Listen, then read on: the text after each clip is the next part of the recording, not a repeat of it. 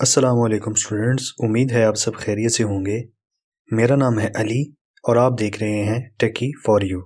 जैसा कि हम पिछली वीडियो में डाटा टाइप्स के बारे में बात कर चुके हैं, आज हमारा टॉपिक लिस्ट के बारे में है कि डाटा टाइप के अंदर लिस्ट क्या होती है और इसको कैसे बनाया जाता है। अगर आपने हमारी पिछली वीडियोज़ नहीं देखी तो मैं आई बटन में उसका लिंक दे दूँगा, आप वहाँ पर जाकर देख सकते हैं। तो चलिए अपना लेक्चर स्टार्ट करते हैं। सबसे पहले मैं डायनामिक और प्रिंट को कमेंट कर देता हूं ताकि ये हमें एरर ना दे। हम पहले यहां पे एक बना लेंगे लिस्ट।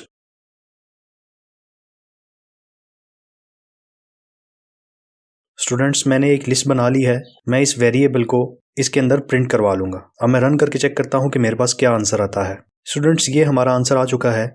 ये एक सिंपल सी लिस्ट है जिसके अंदर हमने मल्टीपल नंबर्स ऐड किए हैं। अब हम देख लेते हैं, इस सिंपल सी लिस्ट में तो हमें सब डाटा मिल चुका है। अगर हम किसी स्पेसिफिक डाटा को देखना चाहते हैं तो हम क्या करेंगे? अगर हमने सिर्फ 12 को देखना है, 12 को देखना है, तो हम क्या करेंगे? हम चलेंगे एक्स के अंदर, यहाँ पे ब्रैकेट लगाएंगे और यहाँ पे उसका इंडेक्स लिखेंगे कि मतलब वो किस इंडेक्स पे है। डार्ट के अंदर या किसी भी प्रोग्रामिंग लैंग्वेज के अंदर इंडेक्स स्टार्ट होता है 0 से। ये 0 पे आएगा, ये 1 पे आएगा, ये 2 पे आएगा। अब हम यहाँ प्रिंट करवाते हैं 0 के मतलब मुझे वेरिएबल x के अंदर जो 0 इंडेक्स पे नंबर है, मुझे वो यहाँ पे x के अंदर प्रिंट करवा दो। अब मैं इसको रन करके चेक करता हूँ तो हमारे पास आंसर हमारा आ चुका है। अगर हम 0 की जगह 1 इंडेक्स प्रिंट करवाते हैं तो क्या होगा?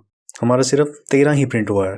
तो स्टूडेंट्स, ये होती है लिस्ट और इसके किसी भी इंडेक्स को ऐसे प्रिंट करवाया जाता है। अब हम फर्दर आगे चलते हैं और देख लेते हैं मैप को। इससे अगला हमारा डाटा टाइप है मैप। अब हम एक मैप बना लेते हैं। मैप बराबर है एक्स के अंदर हम ब्रैकेट, सिंगल कोट्स या डबल कोट्स, आप कुछ भी ऐड कर सकते हैं, नेम अली, एज।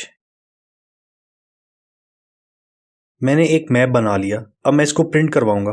पहले मैं इसको हटा देता हूं कि हमें ये सारा डाटा देखना है। अब मैं इसको रन करता हूं तो स्टूडेंट्स, मैंने इसको रन किया तो मेरे पास ये सारा डाटा आ चुका है। अगर हम चाहते हैं कि हमें सिर्फ नाम दिखाई दे, किसी जगह पर हमें जरूरत होती है कि सिर्फ यूजर का नाम दिखाना है, तो हम स्पेसिफिक वर्ड को कैसे प्रिंट करवाएंगे वो देख लेते हैं। जैसे हमने लिस्ट के अंदर प्रिंट करवाया था, इसके अंदर भी हम वैसे ही प्रिंट करवाएंगे, बस यहाँ पे सिंटैक्स थोड़ा सा चेंज हो जाएगा।